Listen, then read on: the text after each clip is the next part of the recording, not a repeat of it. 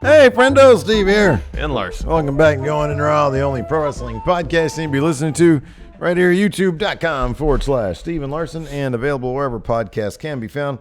Be sure to hit that subscribe button and the little notify bell next to it to make sure you always get your new Going in Raw notifications. Yeah, that's right. We're also available on the Patreon at patreon.com/Steve and Larson, and it is there where we find our Matt Chatters. Correct. $20 a month. For $20 a month, you can get your video question here on the Matt Chat, and we'll answer it. Give our best considered answers. Yes. So let's move right Always. into it. First up, Cult of False Realities. He's off of house arrest, man. Woo! Well, almost anyways. So freedom is going to be his soon. And he's got a question about AEW. What's going on, Stephen Larson and all the friendos out there? It is Cult of False Realities with another Matt Chat question, and it is my final day of house arrest. I am so excited because I can finally be free, but like I said, I'm going to save that for another day. For my Matt Chat question, I'm going to keep it simple, y'all. I promise. Should AEW be more successful and profitable than it is right now? I feel like they are profitable and they are successful, but should they be at another level that they already are from the beginning? Too sweet, too good, hearty handshake, shoulder lead, whatever we all say at the end of this thing. Thanks, guys. Thank you, Cult of False Realities. I'll go first. All right. I think one thing that's kind of telling about AEW, or that's been interesting, especially over the past week or two, has been WWE seemingly getting the jump on signing talent. We saw two big names, Timothy Thatcher and Killer Cross, come over to WWE. And AEW, I'm assuming they would have wanted either of those personalities. There was no word as to whether or not Timothy Thatcher had been courted by AEW at all, but according to multiple sources, all the big companies, including AEW, I suspect, wanted Killer Cross for their company. Obviously, WWE had a jump on them with Scarlett Bordeaux, Killer Cross's romantic interest being in-house. But I think the thing about AEW is that they had so much success so early that the expectation game was so unreasonably high. The idea that they would be selling out every TV taping, that everything would go completely perfect, was simply unreasonable. Yeah. But I wonder if those expectations, if their early success in some ways has hurt their perception when they have had stumbling blocks. I don't know. They seem to be doing pretty well. But yeah, I could see that maybe the expectations were a little greater because and unreasonably so from their early successes. I think they would all be ecstatic about where the state of the company is currently. About a year since its announcement, but really it's just a matter of 4 or 5 months since they've really kicked into full gear, being on TV and such. They routinely beat NXT in the ratings. By all accounts, ticket sales are still really good. They get hot crowds each and every week. Whether we can hear them here on TV or not is another thing entirely. You could quibble about some of the creative choices they may have made and whether they should have focused more on the elite out of the gate. Despite that, it doesn't seem like any decisions they've made thus far have necessarily hurt the enthusiasm or the reception their product has received from the wrestling audience. Because, if they put the belt on Kenny right away, do you think the ratings would have been significantly higher? I don't think so. It might have got a few more casual eyeballs on it, maybe, but I don't think it'd be, they'd be contending with Raw or SmackDown by any stretch of the imagination. I think, flirting on a regular basis with 900,000 to 1 million viewers a week is pretty good for an upstart wrestling company in this day and age when there's so much stratification in the entertainment world. You got a lot more options how to spend your TV watching time, even just your pro wrestling watching time, that I think, regularly getting about 900,000 viewers a week for a brand new company with only a handful of household names is pretty darn good. And by all indications, they've exceeded the what industry experts expected of Dynamite to do initially. I think by basically any benchmark you set, they're doing pretty darn well for themselves. Mm-hmm. It'll be interesting over the next 12 months or so to see how many people, once they get out of a WWE contract, actually goes there or elect to re-sign. I mean, by all indications, the Revival want out, and AEW would be the obvious place for them. For example, Marty Scurll, it's another name. Ring of Honor was able to keep him. They pretty much gave him everything. I mean, they basically made Ring of Honor Ring of Marty Scurll. Yeah. So it took that. But yeah, I don't know. I think they should be pretty darn happy. Being able to get new talent is something that they should really try to focus on, because that's how you build. That's a way to build buzz and build for your future. So it'll be interesting if they're able to do that. Definitely. Next, got a question from B-Man himself, Patrick Sparks. They need to use Jimmy Havoc more. Yeah, he's hardly on TV. And it's a bummer. I'm a big fan of his. B-Man, Patrick Spark has a question. Let's see what Patrick has to say. Hey, friendos, Pat here. All right, so with the 2 new signings to the Performance Center this week of Timothy Thatcher and Killer Cross, which are both great signees for the WWE, where do you see their paths heading? I'm not very familiar with Timmy Thatcher. Heard he's pretty good. I've seen a little bit of his stuff. I'd actually maybe like to see him go to NXT and see what goes on, because I know he's got history with Walter being part of Ring Kampf and whatnot. Killer Cross, it would be cool if he went to NXT 2. I think the roster there is really stacked at the moment, though, and I don't know quite what he would do. Granted, Scarlett Bordeaux is there as well. Personally, I would like to see him challenge brand new WWE champion Drew McIntyre the night after WrestleMania and come out and confront him. What do you guys think? Thanks, friendos. Bye. Thank you, B-Man. Thank you, B-Man. For Timothy Thatcher, the safe bet seems NXT UK. Given his history with Walter, with Marcel Bartel, whether it's with Imperium, against Imperium, given that history, granted they probably won't reference it directly, indirectly, sure. Whether he joins up with Imperium, make it a five-man group, or they kick someone out, or he joins up with Dragunov, Thatcher that is, to fight Imperium. It remains to be seen. But given his history with all those guys, it would just make all the sense in the world to have him go to NXT UK, which he'd be great there. He's a good technical wrestler, hits hard, he'd fit right in. Yeah. As far as Killer Cross, I don't know. It depends what he wants, depends what they've offered. And I don't know, part of me feels like right now, unless they're going to put him up against Drew to like the Raw after Mania, like Patrick here says, and give him that level of push. Short of that, I would think NXT is his best bet. He'd get to be there with Scarlett. He would get to be in front of some of the best crowds in all of wrestling, in terms of actually showing off what he can do in the ring on a regular basis. In terms of performance, in terms of putting on good matches, NXT is kind of the place to be. If he really wants to make a name for himself, again, short of him getting a main event level push right out of the gate, I kind of feel like NXT is the way to go, because short of that main event level push, there might not be a whole lot of recent examples, but historically speaking, there's been times where Vince has said, "Oh, this guy is great. Let's push this guy." 3 weeks later, he's not on TV. So I don't want that for Killer Cross. The safe bet, I feel like the safe bet is NXT. If he's on NXT, he's going to be involved on a regular basis. He's not going to disappear for weeks on end. And, again, if it's sort of a massive main event level push immediately, NXT just seems like the safer bet. So I agree with you completely about Thatcher. That makes all the sense in the world, having him go to UK. They already referenced his history with Imperium. Walter tweeted. Imperium. Yeah. On Backstage, I believe. Yeah. As for Killer Cross, I disagree with you. I think that SmackDown is the place for him and Scarlett Bordeaux to go. I think that, we saw her backstage once at NXT, but she hasn't actually debuted on NXT properly.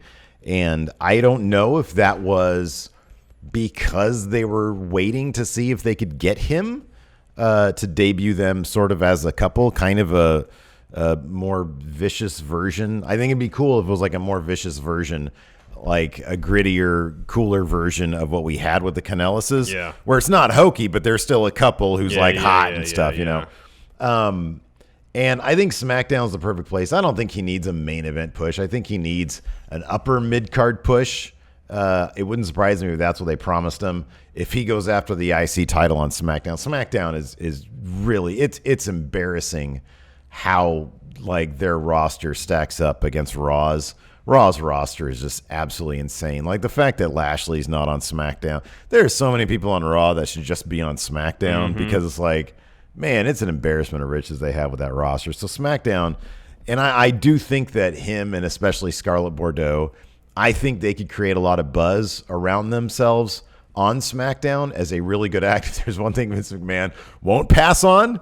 It's an act like that. Yeah. And so if you put Scarlett Bordeaux with him, I think that would be huge for them on SmackDown. Maybe have him challenge Braun out the gate. I mean, look, Braun, that dude can eat a pin, you know? I've seen that before.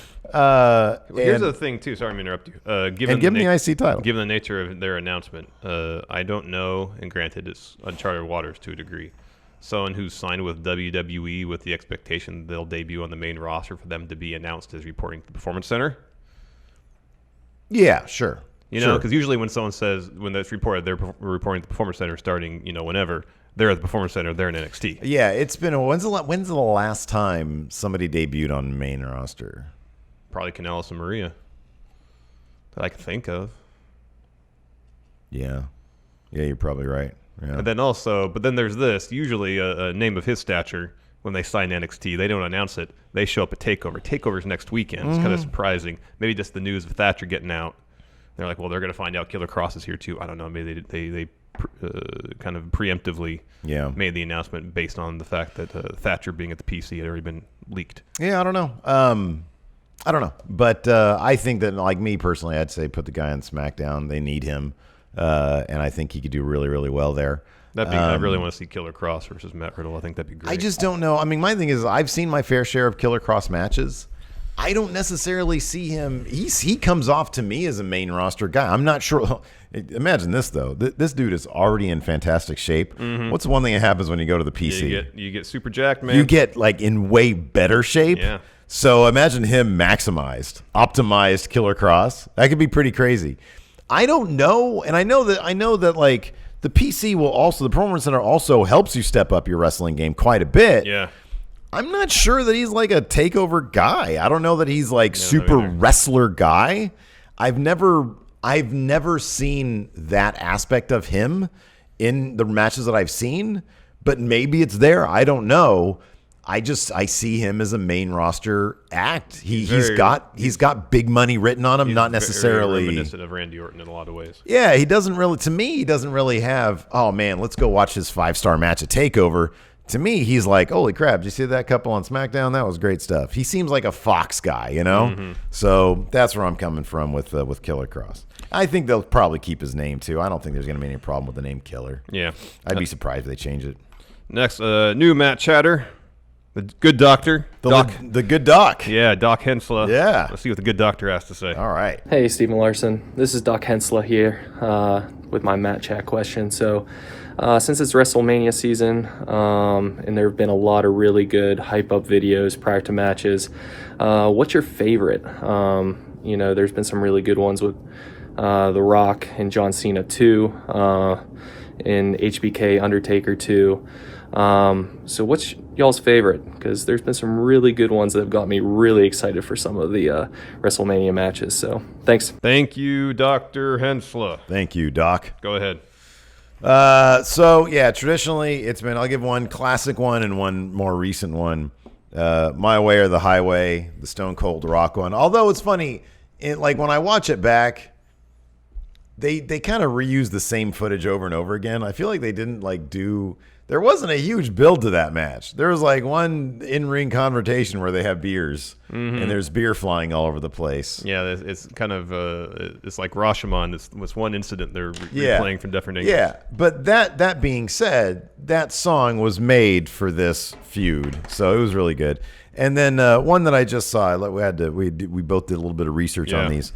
Daniel Bryan's WrestleMania 30, the Monster song.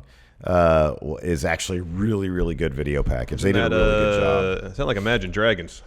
Is it? Sounded like I Imagine didn't know Dragons. if that predated them or not. No, they've been around. Sounded like them. Yeah, I think it was Imagine Dragons. It sounded a lot like them.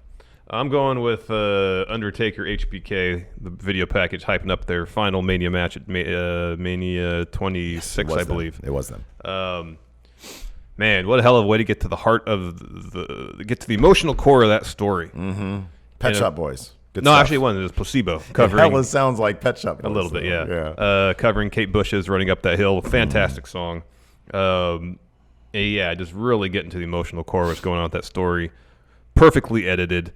A great 5-minute little synopsis of a story that has been told over several years.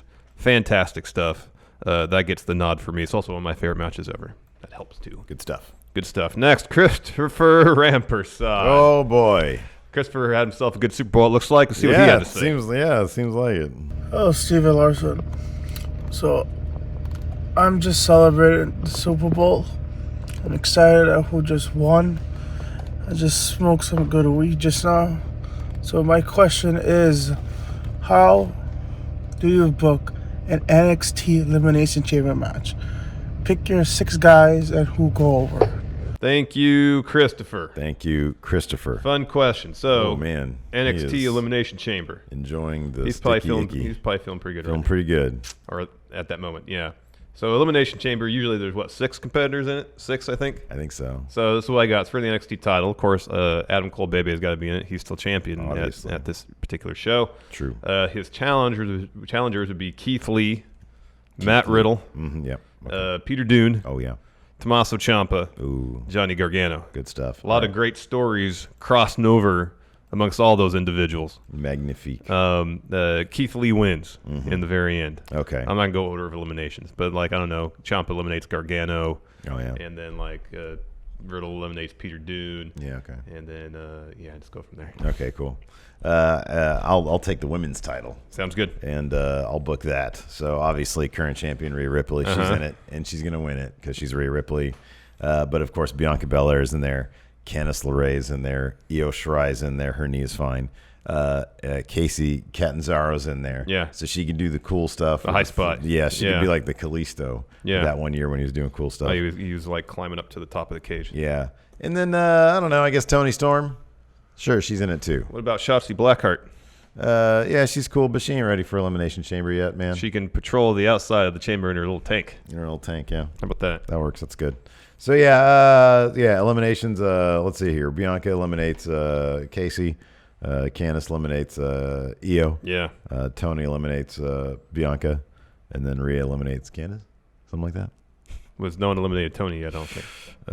Tony eliminates Rhea Tony. should eliminate Tony. There you go. Yeah, perfect. Given their history. Perfect. And Good. then, finally Candice. Next, Handsome B Wonderful has a question. Let's take a look. Hey, Steven Larson. This is Handsome Be Wonderful coming at you again with a dash cam Matt chat question.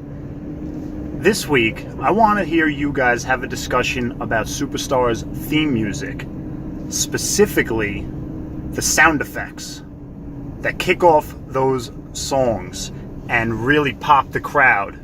I want you to power rank some of the more iconic and cringeworthy sound effects. We're talking screeching car tires and car wrecks for Mankind. We're talking typewriters for IRS Man. Have fun with it. And while you're at it, fantasy book a sound effect for one of today's superstars. Too good, brothers. Thank you, Handsome B Wonderful. This was a So fun question. handsome. This was a fun question. Steve, go ahead. Hold I on went a second. first last Let time. me get to my. Oh, Your here we go. answers, yes. Oh, man, these are good. There's some good ones here. So obviously, Val Venus with his coming voice. Hello, ladies. Hello, ladies. That's good. Obviously, when you hear him say that, you imagine him naked with at least half an erection going on. Yeah, if not full. And then you know you're going to get the awesome Tron Yeah. of the hot dogs, rocket ships, everything phallic shaped. Yes. Of course, iconic Taker's dong. The gong, yeah. The gong, yeah.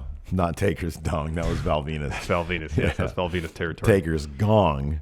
The Rock just yelling, "Do you smell what The Rock is cooking?" Boy, that guy. And it's funny because as soon as you register what's happening, that you're about to see the most electrifying man ever. Yeah.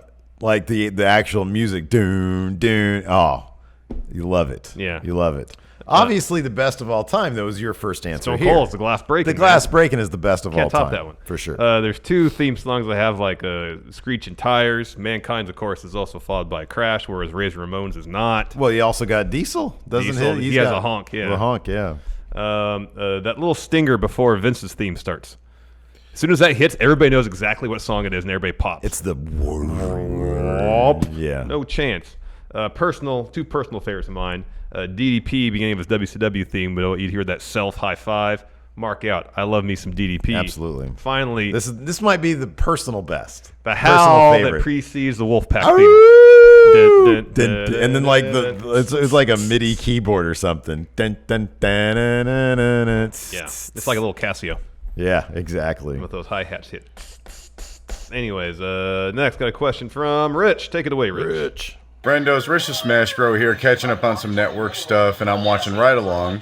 So, simple question this week. If you could be on a ride along with anywhere between 2 and 4 superstars, yeah, keep it WWE this time, anywhere between 2 and 4 superstars, including the 2 of you, who would you guys want to ride along with? Let me know, friendos. Too good, brother. Thank you, Rich. So, as I am often wont to do when I'm at the gym, like as I was this morning, I was listening to New Day's podcast. Sure. And not a time goes by that I listen to that show that I don't laugh out loud during it. Mm-hmm. So I can't imagine a better group of guys to travel the road with from town to town than the New Day. There's this great bit where one of the questions, it was their mailbag episode, and they were asked, who would you have a dream match against? And Kofi said Shawn Michaels. Xavier Woods said Too Cold Scorpio as far as a singles competition, and the Elite for a trios match.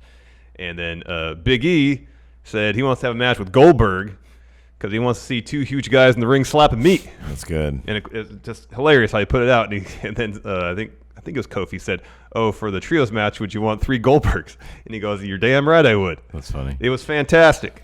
I was laughing out loud on the elliptical. I read some headline where he said he wants to get fat so he can't lose next year's Royal Rumble. Yeah, that's awesome. Big E is the absolute best. Yeah, he's great. He is hilarious. I got Kevin Owens, Samoa Joe, and Daniel Bryan because I just feel like all their stories would be so great. It'd be so much fun to listen to their stories. You just want to listen to Kevin Owens talk so you can sharpen your Kevin Owens impression. That's true, too. It'd be so difficult not to slip into it. I know. Guillaume Halili, Jacksonville's number 1. He's got a question. Let's see what he has to say. It's a text question. He says, "Hey there, friendos. Yeah, I'm sorry. I don't have time to record a video for Matt Chat this week. You're sick. It's fine. Here's my thought. The question, though. Who should each main roster champion face at Mania? Not who will they face, and should they retain or lose? For example, Bayley facing Sasha, win or lose. Thanks, friendos."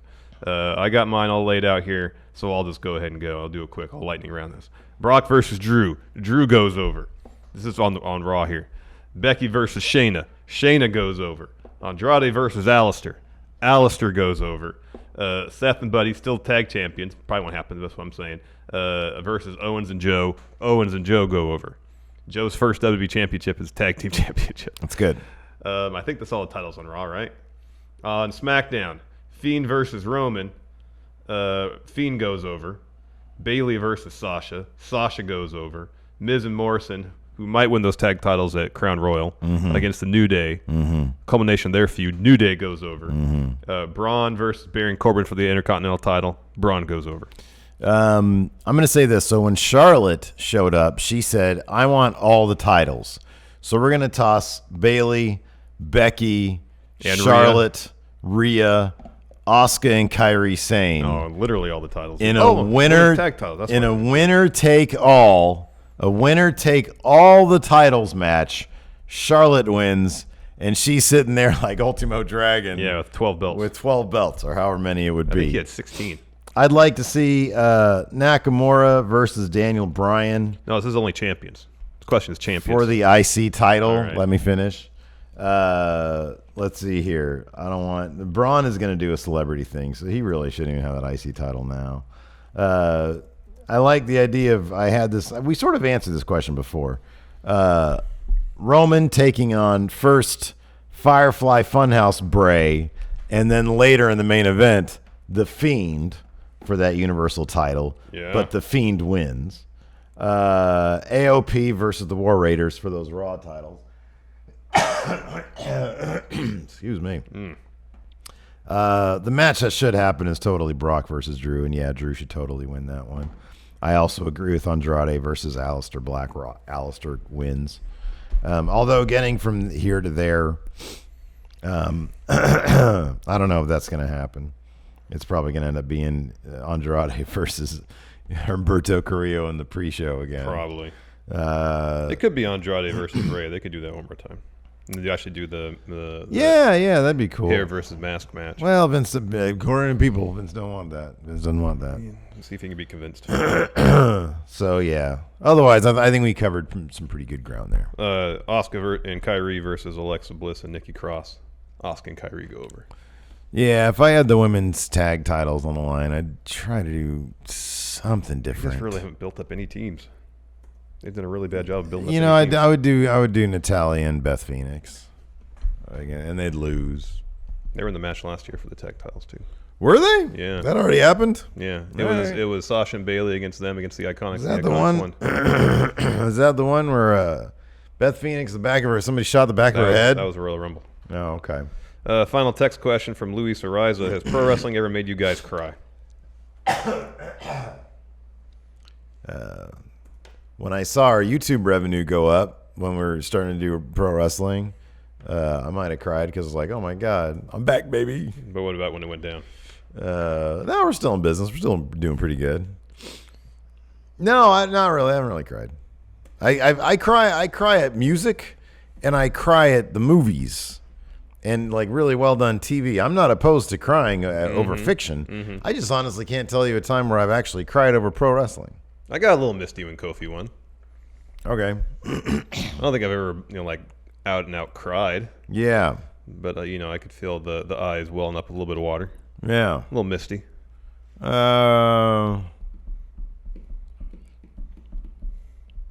I can't really say that I have. Yeah. Maybe it's like the McMahon shakeup. Maybe I cried then because we were sitting there. I was like, oh man, I got to deal No, with I could confirm you were not crying then. I was sitting next to you. No, I was crying because they don't have the good nachos at the Golden One. Oh, that's anymore. what it was. That's why I was They crying. didn't have Miller dogs anymore. Oh man, that's right. They And don't. you're super upset. You're in the wood about that. I was crying. I was bawling like a little baby over that one. That sucked. I'm trying to think like the most emotional I've ever gotten over wrestling.